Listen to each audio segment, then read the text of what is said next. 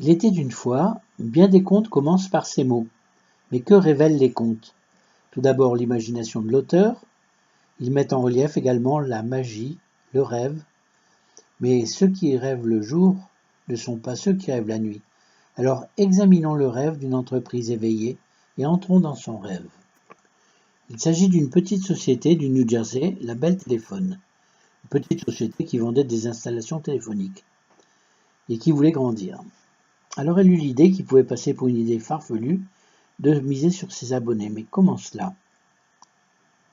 Elle partit du constat qu'une personne satisfaite en parle à ses proches. Alors elle décida de faire confiance à ses adhérents et de les récompenser par des tarifs attractifs si leur satisfaction partagée amenait leurs proches à devenir de nouveaux adhérents. Le rêve devint réalité. En peu de temps, Bell Telephone fut hissé au premier rang des compagnies de téléphonie aux États-Unis. Que pensent les hommes d'envergure du marketing de réseau, également appelé publicité par recommandation? Bill Clinton le cite à chaque conférence comme étant une voie à explorer qui permettrait de sortir de la crise. Bill Gates, fondateur de Microsoft, avoue que s'il devait à l'heure actuelle remonter une entreprise, il choisirait incontestablement le marketing de réseau comme moyen promotionnel. L'exemple de la Bell Telephone a donc du bon. On s'aperçut très vite qu'avec un bureau central, pas de structure commerciale, ni de budget publicitaire coûteux, les bénéfices après charge allaient devenir beaucoup plus importants qu'à l'ordinaire. En effet, là où les bénéfices moyens d'une société se chiffrent au maximum à 25%, la Bell Telephone vit les siens dépasser les 50%, ce qui permit de faire un profitable partage des richesses avec ses adhérents clients. Le défaut de la méthode, ou son avantage, c'est que si les qualités du matériel ou du service proposé ne sont pas à la hauteur de l'attente de l'adhérent, tout s'écroule immédiatement, car les abonnés se connaissent entre eux et la sanction est sans appel.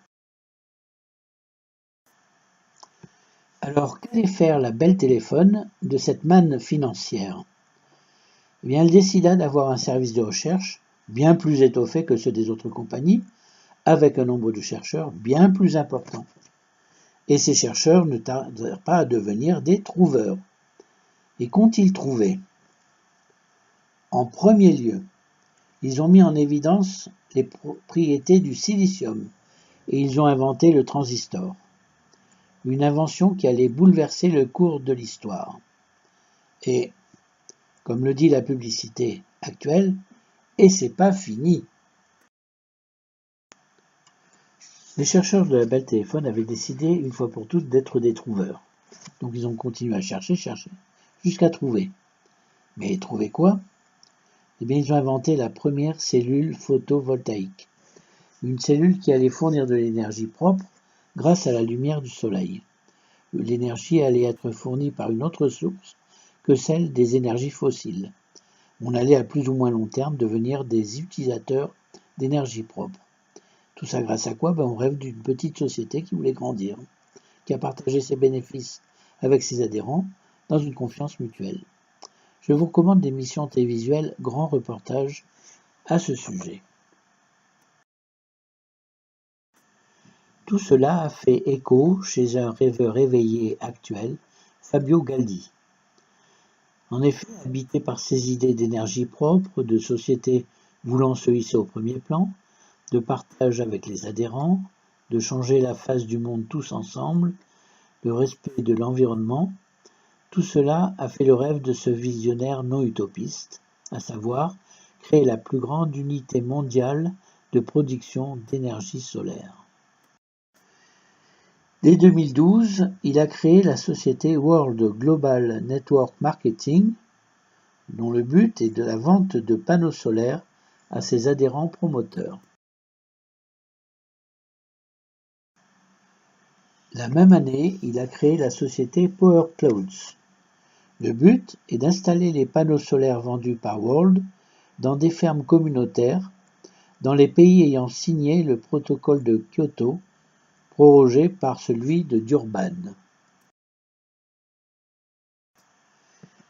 Le projet est la mise en exploitation d'un ensemble de 1000 fermes communautaires de 5000 panneaux chacune, soit 5 millions de panneaux solaires répartis dans les pays ayant signé ce protocole, et ce, dans les 5 ans. Où en est le projet aujourd'hui, en décembre 2014?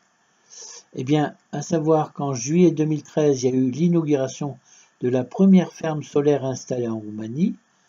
En septembre 2013, le début des versements des intérêts aux adhérents, soit 14 $ par panneau, versés le 15 de chaque mois, soit 168 $ par an, et ce sur 20 ans.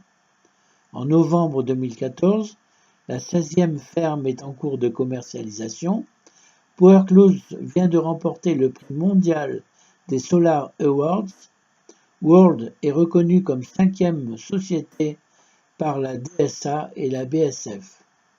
Alors, nous vous invitons à nous rejoindre. Nous sommes à peine en 2 ans et demi, plus de 56 000 adhérents promoteurs.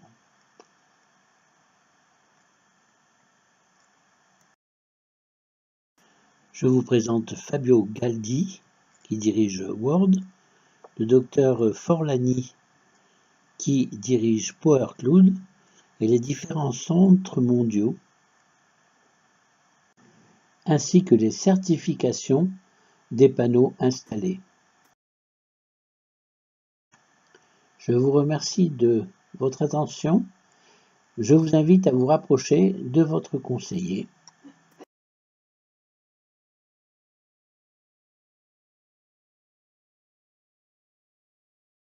Je reste néanmoins à votre disposition pour tout complément d'information que vous souhaiteriez. Je m'appelle Christian Labardins et je vous indique mon numéro de téléphone où vous pouvez me joindre. Merci de votre attention.